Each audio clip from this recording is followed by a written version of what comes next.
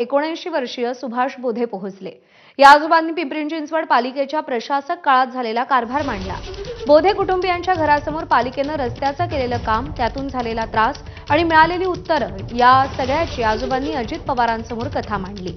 आधी घराला समांतर रस्ता होता, मात्र आता रस्ता 5 फूट खाली आणि घर वर झाल्यानं ते गाडी पार्क करू शकत नाहीयेत। अशात गाडी बदलण्याचा अजब सल्ला पालिकेकडून मिळाल्याचं त्यांनी सांगितलं। सुभाष बोधे हे 79 वर्षाचे आजोबा आहेत आणि ते आत्ता पिंपरी चिंचवडमध्ये जनता दरबार जिथं सुरू आहे अजित पवारांचा, त्या ठिकाणी आलेले आहेत। समस्या अशी आहे की गाडीवर जात नाही, म्हणलं पार्किंग करता येत नाही, तर 3 फूट रस्ता खाली घ्या। म्हणजे काय झालंय, आधी कुठं होता रस्ता? रस्ता लेवलला होता, नंतर त्यांनी तो डांबरीकरण होता ना, तो कॉन्क्रीट केला।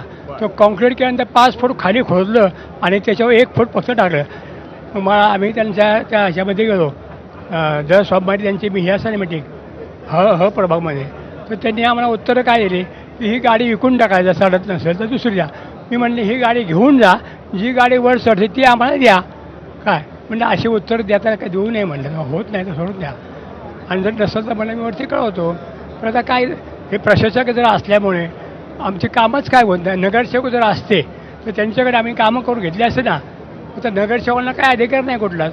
महानगरपालिका निवडणूक होऊ घातलेली आहे, तर या दरम्यान नेमकं हे जनता काय विचार करते आणि कुणाला सत्ता देते याकडे सर्वांचं लक्ष लागून असेल। कॅमेरामन विजय राऊतसह नाजिमुल्ला, ABP माझा, पिंपरी चिंचवड। मराठी भाषा, स्थानिकांना रोजगार